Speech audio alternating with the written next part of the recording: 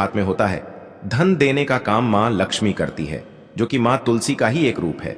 मां तुलसी जो है ये माता लक्ष्मी का ही स्वरूप है ना? तो आपको करना क्या है? आपको लेनी है यहां पर हल्दी पीसी हुई, जो कि श्री हरि विष्णु से जुड़ी हुई है, आपके गुरु गृह से जुड़ी हुई है, आपकी कुंडली में गुरु को मजबूत करती है, सुख सौभाग्य को खींचने का काम करती है, धन को बढ़ाने का काम करती है। तो एक चुटकी पिसी हुई हल्दी आपको लेनी है, और यह पिसी हुई सूखी हल्दी ही आपको अपने गमले में, तुलसी का पौधा जिस गमले में लगा है उसमें अच्छे से इस हल्दी को डालना है, ठीक है ना? और ओम नमो भगवते वासुदेवाय नमः इस मंत्र का जाप करना है। कितनी बार? कम से कम 11 बार जाप करना है। ओम नमो भगवते वासुदेवाय नमः इस मंत्र का जाप करते रहना है, और हल्के हल्के से तुलसी के पौधे में आपको पूरे गमले में पीसी हुई हल्दी का छिड़काव करना है। तो देखिए, जो व्यक्ति इस उपाय को एकादशी के दिन कर लेता है, ऐसा समझ लीजिए अपने जीवन से नहीं आने वाली 7 पीढ़ियों के जीवन से निर्धनता और गरीबी को दूर कर देता है। क्योंकि हल्दी जो है ना, यह साधारण नहीं है। हल्दी इतनी उत्तम होती है कि रातों रात आपके जीवन में चमत्कार करती है। आपने देखा होगा कि कोई भी शादी होती है, विवाह होता है ना? कोई भी ऐसा शुभ काम हम करते हैं उसमें हल्दी जरूर लेते हैं।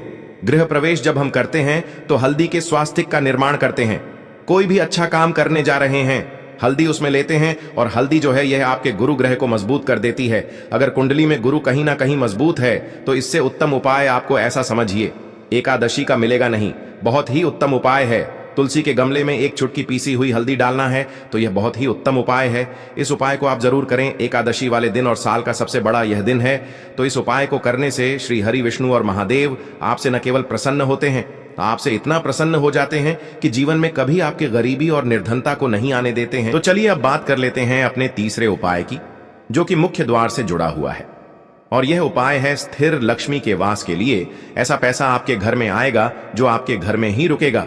ऐसा पैसा कभी आपके घर में नहीं आएगा जो आपके घर से जाएगा, और विशेषकर फिजूल खर्ची में जाएगा। अब आधे से ज्यादा लोगों की यही समस्या होती है कि घर में पैसा तो आता है लेकिन बहुत जल्दी घर से चला जाता है, या फिर फिजूल खर्ची में चला जाता है। तो धन की बर्बादी जिन लोगों के घर में हो रही है उन्हें विशेषकर यह तीसरा उपाय करना है। या जिन लोगों के पास बिल्कुल पैसा आना बंद हो गया है, सर पर लगातार कर्जा बढ़ रहा है, उन्हें भी यह विशेष तीसरा उपाय करना है। तो देखिए आपको फिर से क्या लेना है। हल्दी लेनी है पीसी हुई, जो कि श्री हरि विष्णु से ही जुड़ी हुई है ना?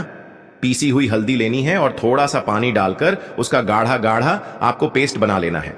अब इसी हल्दी से आपको अपने घर में स्वास्तिक बनाने हैं। कितने स्वास्तिक? एक स्वास्तिक आपको बनाना है अपनी तिजोरी पर, जिसमें आप पैसा रखते हैं। चाहे तो आप संदूक में रखते हैं, अलमारी में रखते हैं, जिस चीज में भी पैसा रखते हैं, बस वहां पर हल्दी से एक स्वास्तिक बनाना है। दूसरा स्वस्तिक आपको कहां बनाना है? अपने घर के मंदिर में, है ना? और 2 स्वस्तिक आपको बनाने हैं अपने घर के मुख्य द्वार पर बाहर की तरफ। हल्दी से 4 स्वास्तिक आपको बनाने हैं। 2 स्वास्तिक मुख्य द्वार पर बाहर की तरफ, एक तिजोरी पर है ना, और एक अपने घर के मंदिर में। बस ये उपाय आपने अगर एकादशी वाले दिन कर लिया तो देखिए जो धन की तिजोरी है उसमें पैसा भरा रहेगा।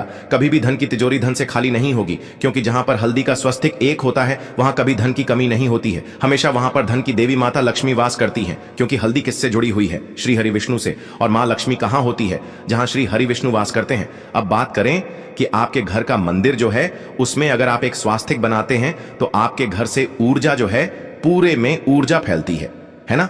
तो आपके घर में पॉजिटिव एनर्जी बढ़ती है, सकारात्मक ऊर्जा बढ़ाती है। जब आप अपने घर के मंदिर में हल्दी का स्वस्तिक बनाते हैं, आपके घर से बुरी शक्तियां, नेगेटिव एनर्जी जैसी चीजें बिल्कुल आपके घर में नहीं रुकती है। मुख्य द्वार तो इतना उत्तम होता है कि मुख्य द्वार से ही मां लक्ष्मी की नजर सबसे पहले आपके मुख्य द्वार पर ही पड़ती है। और मुख्य द्वार पर अगर आपने हल्दी के स्वस्तिक बना दिए तो मां लक्ष्मी देखते ही प्रसन्न हो जाती है, क्योंकि यह श्री हरि विष्णु से जुड़ी हुई है ना?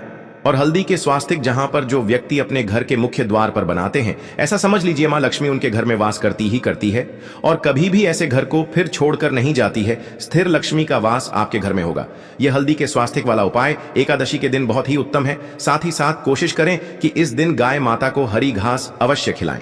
अगर आपको हमारी ये वीडियो पसंद आई हो तो हमारे इस वीडियो को लाइक करें, चैनल को सब्सक्राइब करें, कमेंट बॉक्स में लिखें हर हर महादेव जय मां लक्ष्मी। अब बात करते हैं अगले उपाय। इस उपाय के लिए आपको सबसे पहले ले लेना है एक सफेद रंग का फूल। देखिए सफेद रंग का फूल महादेव जी को बहुत ही प्रिय होता है, इसीलिए आपको सिर्फ एक सफेद रंग का फूल ले लेना है।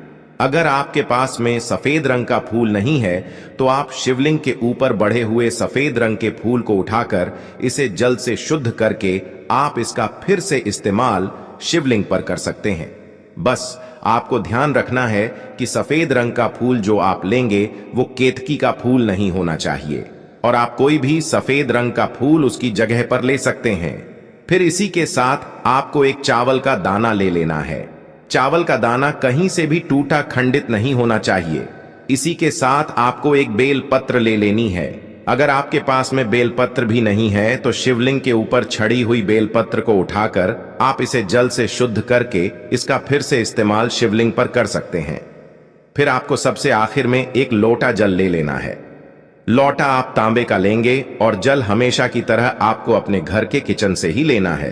अब यह सारी सामग्री लेकर के आपको पहुंच जाना है। शिवालय पूज्य गुरु जी ने कहा है कि इस उपाय को आप शाम को प्रदोष काल में करना चाहें तो अति उत्तम रहेगा। अब देखिए, अब जो यह तीनों सामग्री आपके पास में है, इनको लेकर के आपको पहुंच जाना है। शिवालय और एक बेल पत्र को ले गए हैं, और एक चावल का दाना जो आपके पास में है, और एक सफेद रंग का फूल जो आप साथ में लेकर गए हैं। इन तीनों सामग्रियों को एक एक करके आपको इसी एक लोटे जल में डाल देना है। ये तीनों सामग्री आप शिवलिंग के सामने ही इस एक लोटे जल में डालिए। अब आपका यह एक लोटे जल का मिश्रण तैयार हो गया। अब इस एक लोटे जल के मिश्रण को आप धीरे धीरे शिवलिंग के ऊपर समर्पित करते जाएंगे और लगातार ओम नमः शिवाय या श्री शिवाय नमस्तुभयम दोनों में से किसी भी एक मंत्र का आप स्मरण करते जाएंगे। पूज्य गुरु जी ने कहा है कि जल आपको बिल्कुल धीरे धीरे समर्पित करना है, और जल समर्पित करते हुए आप कम से कम 108 बार इस मंत्र का आप स्मरण जरूर कर लें। आप चाहे तो श्री शिवाय नमस्तुभ्यम मंत्र का स्मरण कर लें, और चाहे तो ओम नमः शिवाय मंत्र का स्मरण कर लें। इसके बाद जलाधारी से जो जल बह करके नीचे गिर रहा है उसको थोड़ा सा आपको किसी पात्र में